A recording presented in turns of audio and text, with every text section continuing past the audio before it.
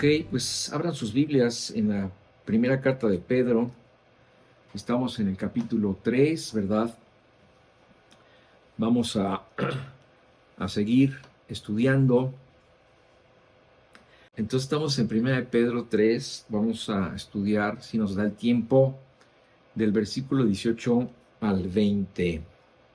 Y dice así: porque también Cristo padeció una sola vez por los pecados, el justo por los injustos, para llevarnos a Dios, siendo a la verdad muerto en la carne, pero vivificado en espíritu, en el cual también fue y predicó a los espíritus encarcelados, los que en otro tiempo desobedecieron, cuando una vez esperaba la paciencia de Dios en los días de Noé, mientras se preparaba el arca, en la cual pocas personas, es decir, 8, fueron salvadas por agua. Bueno, con todas estas declaraciones, Pedro nos está resumiendo pues lo que sería la obra del Mesías, ¿verdad? Nos está hablando de que él padeció una sola vez por los pecados, el justo por los injustos, para llevarnos a Dios, que murió, o sea, es así como un extracto de la obra de Jesús. Y empieza diciendo precisamente, porque también Cristo padeció una sola vez por los pecados. Entonces Pedro comienza haciendo una declaración a todos aquellos que estaban familiarizados con una tradición ancestral de sacrificios. En la Biblia nosotros vemos en el Antiguo Testamento cómo existía esta costumbre de hacer sacrificios. De hecho, todavía en ese tiempo, ¿verdad? En el tiempo en que está escribiendo Pedro esta carta, se sacrificaban animales en el templo.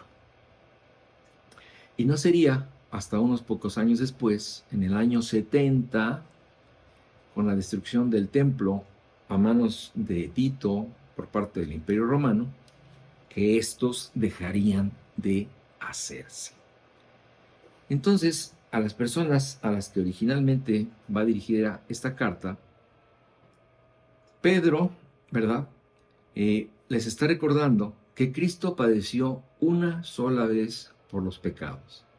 Y con esto quería dejar bien clara la suficiencia de su sacrificio. Porque antes de su muerte, todos estos sacerdotes levíticos tenían que hacer muchas veces muchos sacrificios, pero solo servían para cubrir el pecado. Todo este tema se trata ampliamente en el libro de los Hebreos, y voy a referirme a él para leer esto. En Hebreos 10:11 dice lo siguiente: y ciertamente todo sacerdote, está hablando de estos sacrificios que hacían los sacerdotes levíticos en el Antiguo Testamento, dice, y ciertamente todo sacerdote está día tras día ministrando y ofreciendo muchas veces los mismos sacrificios que nunca pueden quitar los pecados. Sin embargo, el efecto del sacrificio de Cristo traería por consecuencia el pago total y definitivo de la culpabilidad del pecado del hombre, como lo sigue diciendo el autor en el siguiente versículo. Por eso dice, pero Cristo, ¿verdad? Haciendo una diferencia entre los sacrificios de los sacerdotes al sacrificio de Cristo, dice, pero Cristo, habiendo ofrecido una vez, este es el punto, una vez y para siempre, un solo sacrificio por los pecados. Esto es a lo que esto es lo que quiere reiterar Pedro, que quede bien claro. Una vez, para siempre, y un solo sacrificio por los pecados. Esta fue la labor de Jesús para después, dice, sentarse a la diestra de Dios. De esta forma, ¿verdad?, entendemos el alcance de la cruz como única e irrepetible. Nunca más habrá una cruz, nunca más habrá un sacrificio por los pecados, nunca más esto fue algo único y definitivo. ¿Por qué? Porque en ella Jesús pudo hacernos justos ante Dios, algo que no hubiéramos podido alcanzar nunca por nosotros mismos ni por ningún otro medio. Así que termina esta idea el autor del libro de los Hebreos en el versículo 14 diciendo: porque con una sola ofrenda, con un solo sacrificio, con una sola crucifixión, hizo perfectos para siempre a los santificados. Entonces, ya no hay necesidad de hacer ningún sacrificio más, porque el sacrificio de Jesús fue amplio, fue total, fue definitivo e irrepetible. Entonces, sigue diciendo Pedro, entonces ya quedó claro, porque también Cristo padeció una sola vez por los pecados. Y sigue diciendo, el justo por los injustos. Desde luego, ¿verdad? El sacrificio de Jesús fue el de un hombre justo pagando por hombres injustos. Pero pues así tenía que ser, porque no había nadie calificado para hacerlo. Por esta razón, el mismo Dios tuvo que venir en forma humana a morir por el hombre y de esta forma podernos llevar a Él. Entonces Pedro menciona esto, precisamente acuérdense cuál es el contexto de esta carta, es la persecución sobre los creyentes y la consolación que Pedro les puede brindar. Este es el contexto general y la intención de esta carta.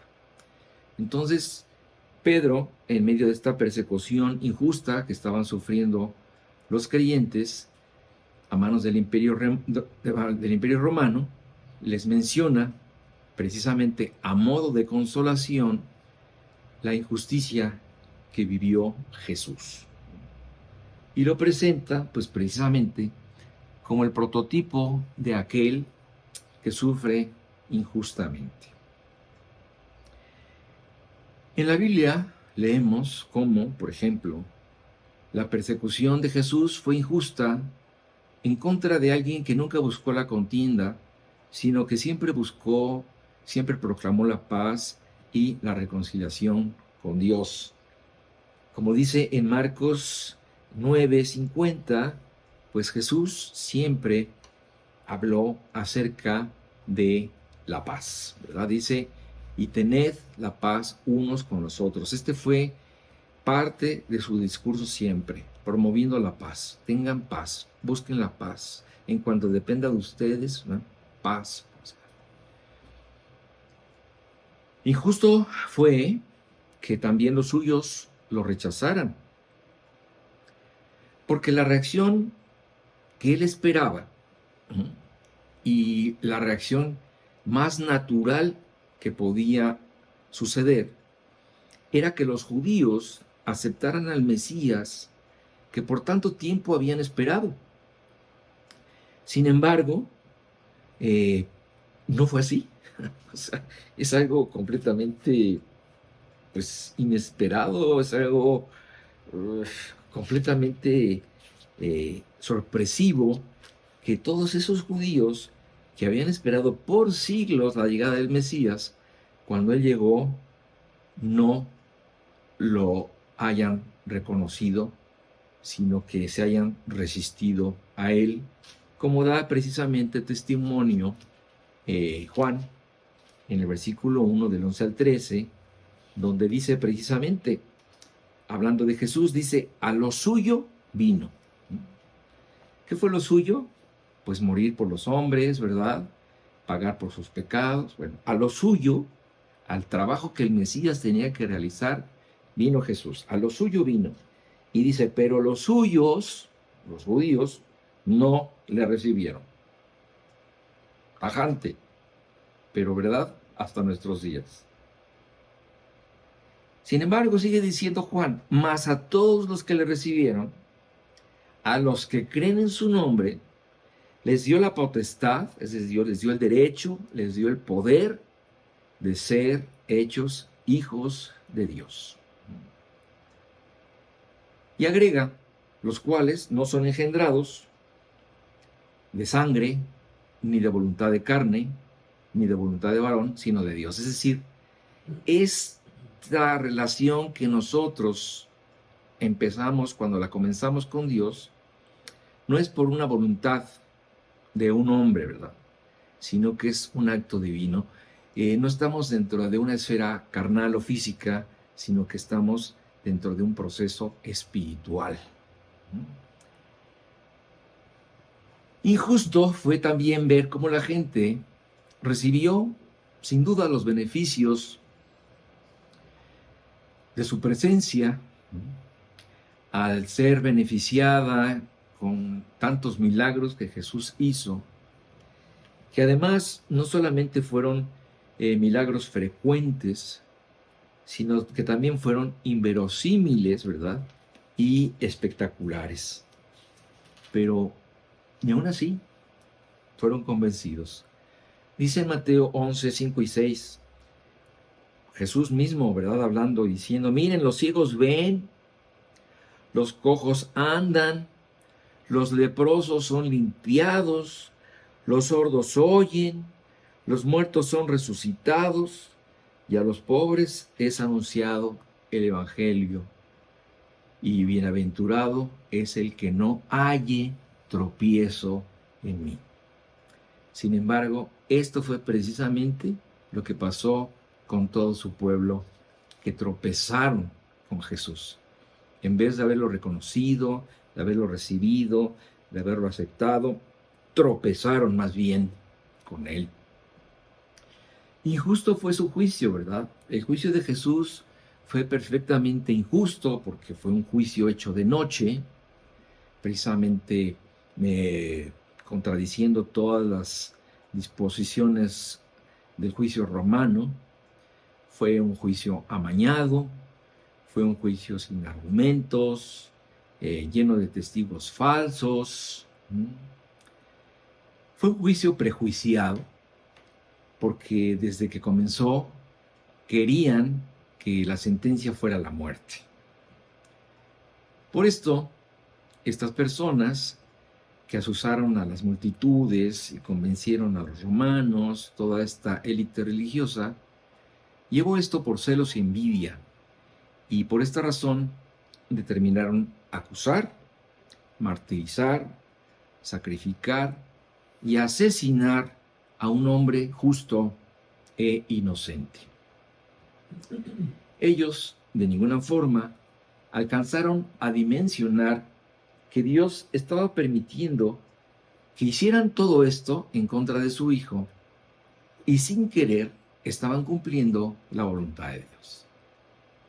Es decir, el hecho de la muerte de Jesús coincidió de parte de sus detractores, como ya les dije, por motivos de envidia y celos, y de parte de Jesús, porque esta era su misión. Jesús había venido a morir. De tal forma que aunque aquellos pensaron que se habían deshecho de este profeta, Jesús les dijo que a él nadie le estaba quitando la vida. No se cuelguen esa medalla, les dijo prácticamente. Yo estoy poniendo mi vida a propósito. Ustedes no serían capaces de quitarme la vida si no me entregara yo, si no permitiera morir, que ustedes me mataran y yo morir, ¿no? Entonces, pues vemos aquí que la ceguera del pueblo de Dios fue verdaderamente escandalosa. En el transcurso de los sucesos de la vida de Cristo, notamos precisamente varias veces su desconcierto por la dureza del corazón de sus paisanos. Cuando, por ejemplo, se dirige a la gente que lo quería apedrear, nos dice Juan, ¿verdad? En Juan 10:32, nos dice lo siguiente. Dice que Jesús les respondió, pues muchas buenas obras os he mostrado de mi Padre. ¿Por cuál de ellas me apedreáis? Es decir, aquí Jesús está hablando de un intento previo que tuvieron estos judíos de matar a Jesús, ¿verdad? En varias ocasiones el Evangelio nos narra que quisieron matar a Jesús a pedradas. Y en esta ocasión a la que se dirige Juan, Jesús los enfrenta y les dice, bueno, ¿por qué me van a apedrear? ¿Por cuál de todos esos milagros maravillosos que he hecho quizás con tu hermano, a tu primo, a tu tío, a tu mamá?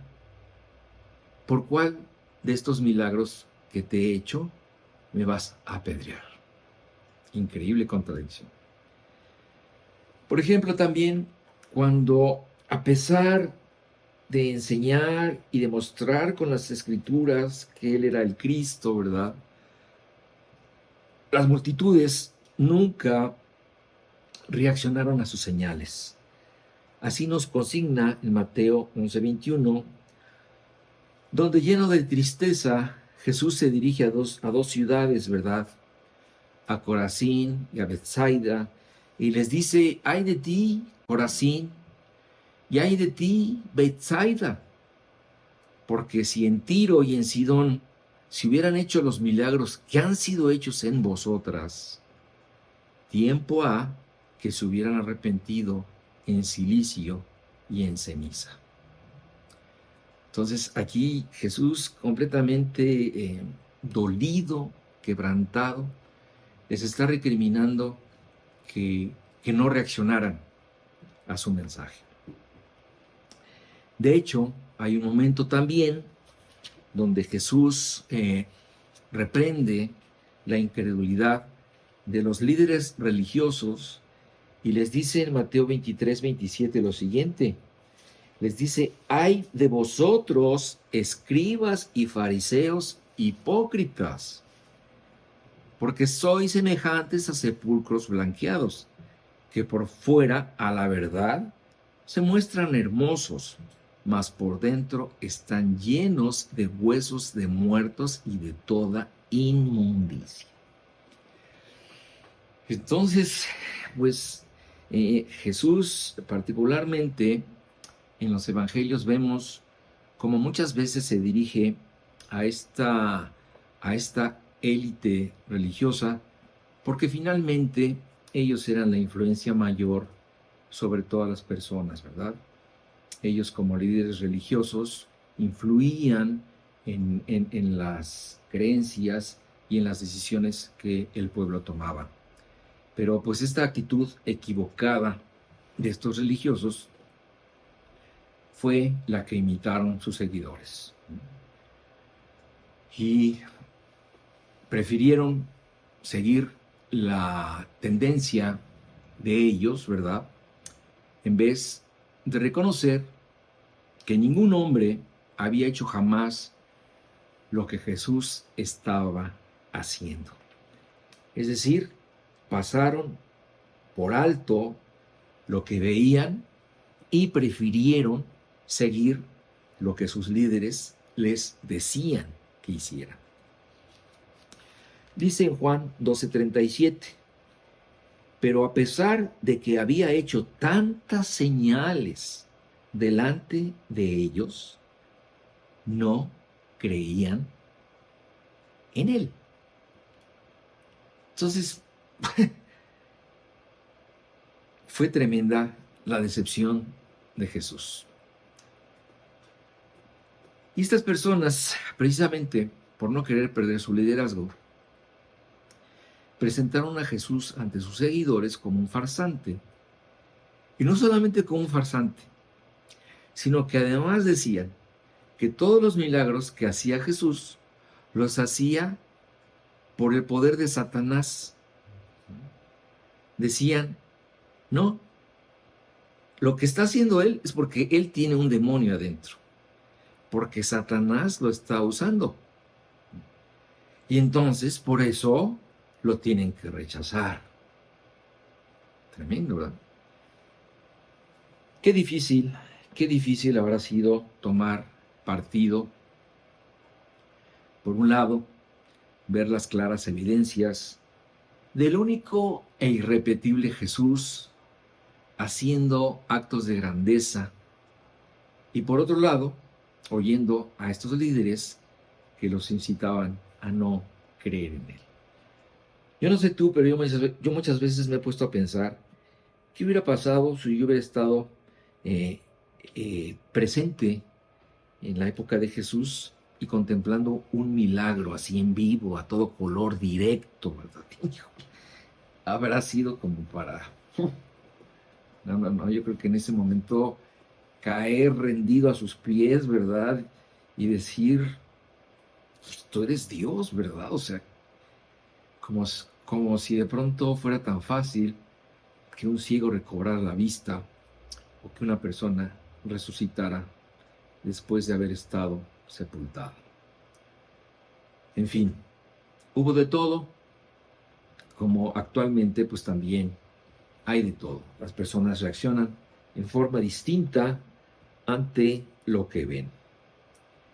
Bueno, continuando con esta parte de este versículo 18, dice así,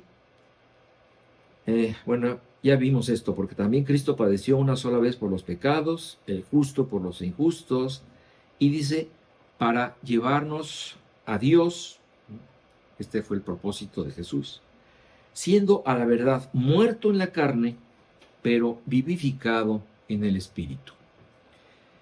Y pues aquí surge una pregunta que quizás muchas personas han tenido en algún momento, otros pues ya a través del estudio y la lectura de la Biblia ya lo tienen resuelto.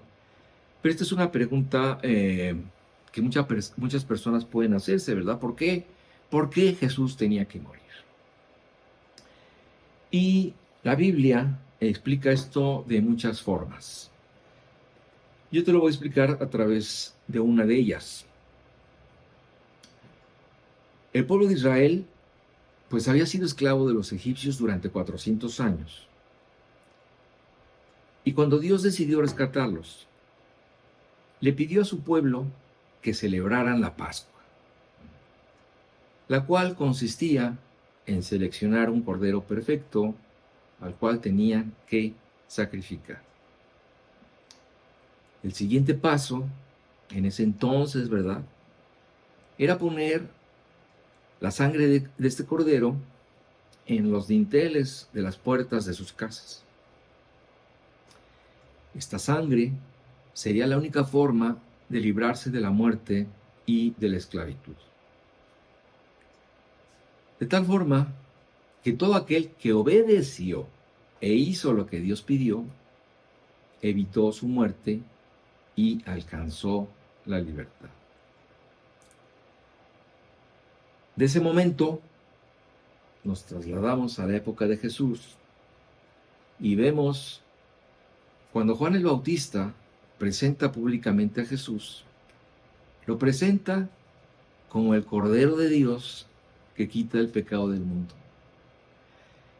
Y cuando estas personas que conocían las Escrituras, cuyos padres les habían hablado acerca de la Pascua, de cómo habían oído esas historias de la familia, de aquellos que fueron rescatados de la esclavitud de Egipto, es decir, todas estas personas estaban muy familiarizadas con esta historia, ¿verdad? Y cuando oyeron al profeta Juan el Bautista, que anuncia a Jesús como el Cordero de Dios que quita el pecado del mundo, paz, inmediatamente entendieron lo que él quería decir. Les cayó el 20 porque tenían este antecedente de lo que era la Pascua y lo que significaba el Cordero. Aquel Cordero de la Pascua, ¿verdad?, era una figura previa del Cordero que habría de venir. Por esta razón, la Biblia dice en 1 Corintios 5:7 que Cristo es nuestro Cordero Pascual. Y es nuestro Cordero que ya fue sacrificado por nosotros. Entonces, Jesús, ciertamente siendo el Cordero de Dios, tenía que ser sin defecto, perfecto y sin mancha, justo, Y por ser así, él podía pagar por los injustos. Dice la Biblia que él nunca pecó ni se halló engaño en su boca, y por esta razón estaba calificado para ser el Salvador del mundo. Su intención todo el tiempo fue hacer todo esto para reconciliar al hombre con Dios y llevarnos de esta forma ante Él. Ciertamente, porque nosotros no podíamos hacerlo. Y es verdad, todos nos damos cuenta al entender esto, que el precio fue muy alto y doloroso, pero el efecto de su sacrificio fue eterno. Por eso, fíjate, por esta razón, las heridas de sus manos, de sus pies y de su costado van a seguir en él por siempre, como un testimonio eterno de su muerte única e irrepetible, la cual tuvo que suceder para que nosotros pudiéramos ir al cielo. Si Cristo no hubiera muerto, nuestros pecados no hubieran sido pagados y estaríamos en la imposibilidad de ir al cielo con Dios. Por eso Cristo tuvo que morir. Pues Pedro, precisamente, hace énfasis en esta verdad y recalca que Cristo realmente murió. Y había que hacer énfasis en esta verdad en medio de una campaña negra que se iría levantando en su contra, negando la muerte de Jesús, diciendo que él había llegado vivo a la tumba y que simplemente se recuperó y se levantó. Así como luchar también contra el dicho que habían corrido los soldados que habían custodiado el sepulcro donde fue depositado el cuerpo de Jesús. ¿Se acuerdan? Que cuando Jesús fue llevado al sepulcro, Herodes mandó custodiar y sellar esa piedra que tapaba la tumba. Y no solamente la tapó, la selló para que nadie la moviera, sino que además puso a unos soldados afuera para que la vigilaran.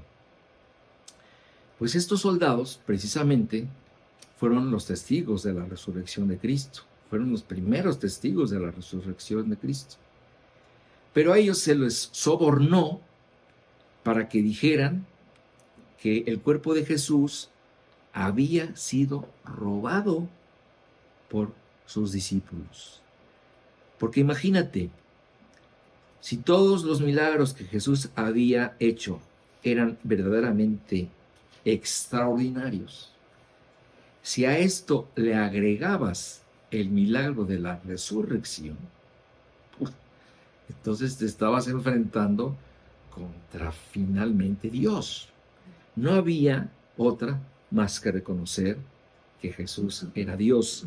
Y esto era algo que nunca hubiera querido que pasara. Dice precisamente Mateo, en Mateo 28, del 12 al 15, lo siguiente. Y reunidos con los ancianos y habido consejo, dieron mucho dinero a los soldados, diciendo, decid vosotros, sus discípulos vinieron de noche y lo hurtaron, estando nosotros dormidos. Y si esto lo oyere el gobernador, nosotros le persuadiremos y os pondremos a salvo. Y ellos, tomando el dinero, hicieron como se les había instruido. Este dicho se ha divulgado entre los judíos hasta el día de hoy. Es decir, en el momento en que Mateo está escribiendo estas palabras, se pregonaba todavía el dicho que corrieron los soldados diciendo, ¿verdad?, por medio del soborno, que mientras ellos estaban dormidos, los discípulos robaron el cuerpo de Cristo. No, no resucitó. Robaron el cuerpo. Ok. Por eso, Pedro insiste en esto. Dice la Biblia que cuando Cristo estaba en la cruz, Él murió literalmente. Su cuerpo dejó de vivir, ¿verdad? Su cerebro dejó de trabajar, su sangre dejó de correr. Él murió como cualquier persona. Y antes de que esto sucediera, ¿verdad? Nos cuentan los evangelios que también Él entregó el Espíritu. Y Pedro nos dice que ciertamente su carne murió, pero a su espíritu se le devolvió la vida cuando resucitó. A esto se refiere Pedro cuando dice que fue vivificado en espíritu, es decir, a su espíritu se le dio vida cuando murió. Y Pablo nos lo recalca en Romanos 8:11 cuando dice: y si el espíritu de aquel que levantó de los muertos a Jesús mora en vosotros, o sea, aquí nos está diciendo que el Espíritu Santo fue el que levantó a Jesús de entre los muertos. Entonces dice, ese mismo Espíritu que levantó a Jesús, que mora en nosotros, también vivificará también vuestros cuerpos mortales por el Espíritu que mora en vosotros. Entonces aquí está dando unas verdades tremendas. Está diciendo que el Espíritu Santo fue el que le dio vida a Jesús y por eso resucitó.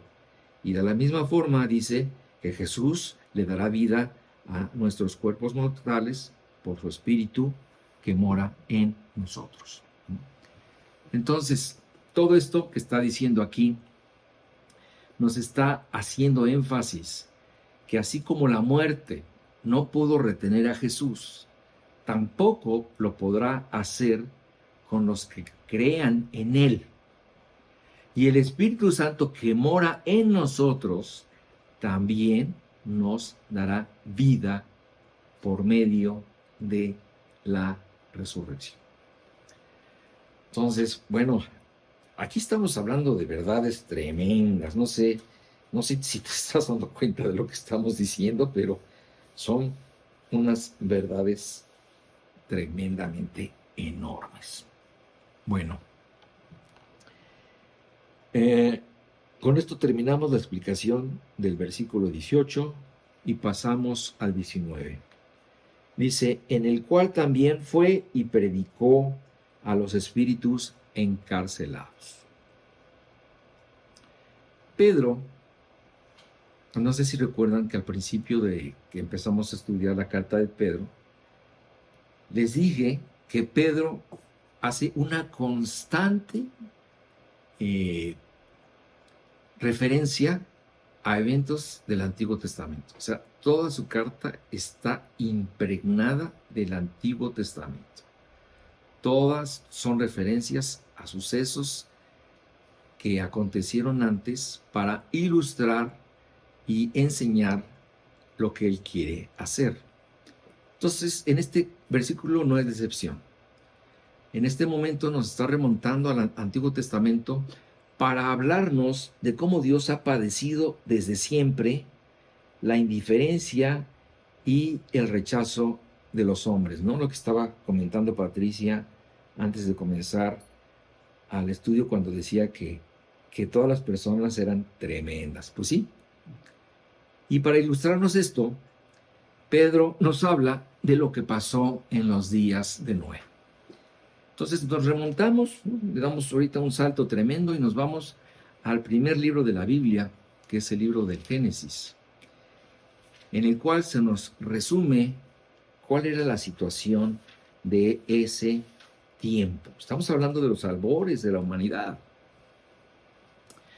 Y dice así en Génesis 6:5, y vio Dios, que la maldad de los hombres era mucha en la tierra. Era mucha. y que todo designio de los pensamientos del corazón de ellos era de continuo solamente el mal. Entonces, o sea, ¿qué diagnóstico? Un diagnóstico dentro de, como les decía, dentro de los inicios de la raza humana. Estamos en el capítulo 6. Entonces, era tan grave la situación, tan grave, que Dios tomó la decisión de extinguir a toda la especie humana. Y dice en el versículo 7, y dijo Jehová, raeré de sobre la faz de la tierra a los hombres que he creado, desde el hombre hasta la bestia y hasta el reptil y las aves del cielo, pues me arrepiento de haberlos hecho. Imagínate lo que habrá visto Dios para que dijera estas palabras. Y la forma como Dios llevaría a cabo su plan de raer de la faz de la tierra a hombres y animales sería a través de mandar un diluvio que destruiría a todo ser viviente. Así que Dios eligió a un hombre piadoso llamado Noé para que construyera un arca. Y dice así el versículo 12 y 13. Y miró Dios la tierra, y he aquí que estaba corrompida, porque toda carne había corrompido su camino sobre la tierra. Dijo pues Dios a Noé, he decidido el fin de todo ser, porque la tierra está llena de violencia a causa de ellos, y he aquí que yo los destruiré con la tierra. Hazte un arca de madera de gofer, harás aposentos en el arca, y la calafatearás con brea por dentro y por fuera. Entonces, Dios, si va a haber una inundación, ¿verdad? Si va a haber un diluvio, pues Dios le dijo a Noé que hiciera un barco. Y a fin de cuentas, este barco iba a ser la única forma de salvarse de morir ahogado por toda el agua que inundaría la tierra. Es más, si tú te pones a leer todo este relato en forma completa, te darás cuenta que dice el texto que el agua se elevó casi 7 metros por encima de las cumbres más altas. Es decir, de las montañas más altas que existían en la tierra, 7 metros más alto, se inundó, se llenó de agua. O sea, que todo quedó completamente anegado. Entonces, Noé, mientras construía el arca, comenzó a predicar por medio del Espíritu de Cristo. Por eso dice aquí, en este versículo, en el cual terminó el versículo 20, dice, hablando del Espíritu, dice que fue vivificado en Espíritu. Y dice Pedro, en el cual, es decir, en el Espíritu, también fue y predicó a los espíritus encarcelados. Entonces, Noé empezó a predicar por medio del Espíritu de Cristo, que pronto vendría un diluvio de parte de Dios, como un juicio sobre la maldad del hombre. ¿Pero qué pasó? Que todos empezaron a reírse de él. Si retrocedemos para ver lo que estudiamos antes, en el capítulo 1 de la primera carta de Pedro, podemos recordar cómo Pedro ya nos había mencionado cómo el Espíritu de Cristo les había ayudado a los antiguos profetas a investigar el tiempo y las circunstancias del futuro sufrimiento y gloria de Cristo. Así que no era nuevo, no era una novedad que Cristo, que los profetas recibieran por medio del Espíritu de Cristo las revelaciones que Dios tenía que dar. Por ejemplo, retrocedamos a lo que les digo, en 1 Pedro 1:10 al 12 dice: los profetas que profetizaron de la gracia destinada a vosotros, inquirieron y diligentemente indagaron acerca de esta salvación, escudriñando qué persona y qué tiempo indicaba el Espíritu de Cristo que estaba en ellos, el cual anunciaba de antemano los sufrimientos de Cristo y las glorias que vendrían tras ellos. Es decir, aquí se nos está diciendo que a través del Espíritu de Cristo que estaba en ellos, ellos pudieron indagar y saber de antemano cuáles serían los sufrimientos de Cristo y las glorias que vendrían tras ellos. A estos se les reveló por medio del Espíritu de Cristo, que no para sí mismos, sino para nosotros, administraban las cosas que ahora os son anunciadas, por los que os han predicado el Evangelio por el Espíritu Santo enviado del cielo, cosas en las cuales anhelan mirar los ángeles. Es decir, aquí vemos que el Espíritu de Cristo ya les había hablado muchas veces, años atrás, a los profetas para que ellos pudieran saber acerca de cómo serían los sufrimientos del Mesías, de su persona y de su obra. Y cuando estudiamos esto, nos dábamos cuenta que muchos de los profetas del Antiguo Testamento pudieron precisamente profetizar 900, 700 años antes todas las cosas que sucederían con el Mesías. ¿Por qué? ¿Porque eran muy buenos? ¿Porque sabían mucho? No. Porque precisamente el Espíritu de Dios les reveló todas estas cosas para que ellos las escribieran y de esta forma nosotros las pudiéramos conocer. Bueno, pues vamos a dejarle hasta ahí para continuar la siguiente semana con nuestro estudio. Y pues estamos viendo unas cosas un poquito profundas, ¿verdad? Un poquito de carne.